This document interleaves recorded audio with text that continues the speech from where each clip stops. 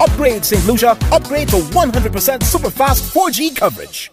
The so-called Jufalli affair may have devolved into a game of I told you so by the main opposition, the United Workers' Party. We believe that the party's position has been vindicated by the statement coming out of the Prime Minister's office today. Had they heeded the advice of this party and our political leader, instead of shooting the messenger and heeding to the message, maybe a request by the government of the UK itself would not have been necessary. But it has become necessary because of the party politics that was being played by our Prime Minister.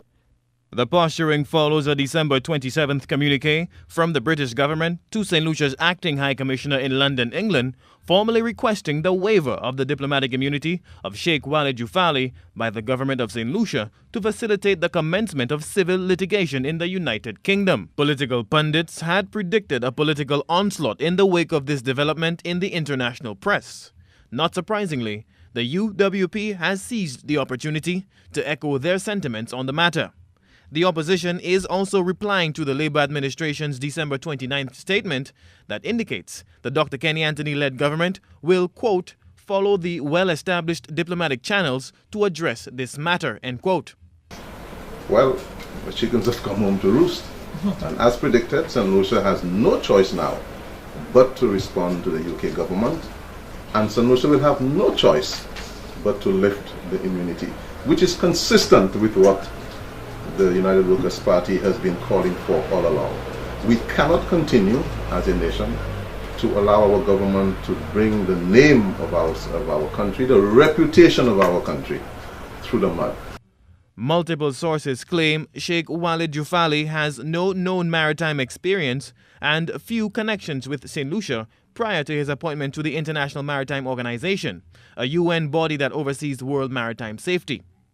Jufalli was made St. Lucia's representative in April 2014 and so far has since not attended any of the 27 meetings. Eldridge Stevens is a former High Commissioner to the UK.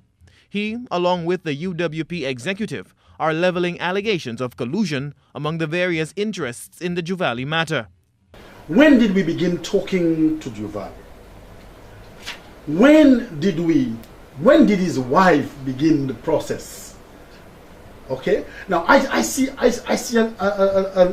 disparity in terms of the date of his immunity being installed as a representative, the permanent representative to the IMO, and the date his wife began. So which means that the matter was before the court, and so this is what one would interpret the thing to be.